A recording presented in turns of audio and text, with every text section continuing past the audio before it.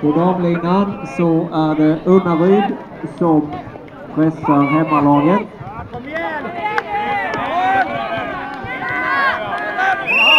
Och där blir Unnaryd första draget mot Hommantorp.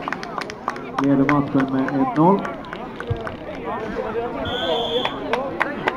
På lina 4 så tar Löftadalen sin första seger i matchen och leder därmed med 1-0. På lina 2 ser vi Hed i rött och blått mot Stenungsund i svart.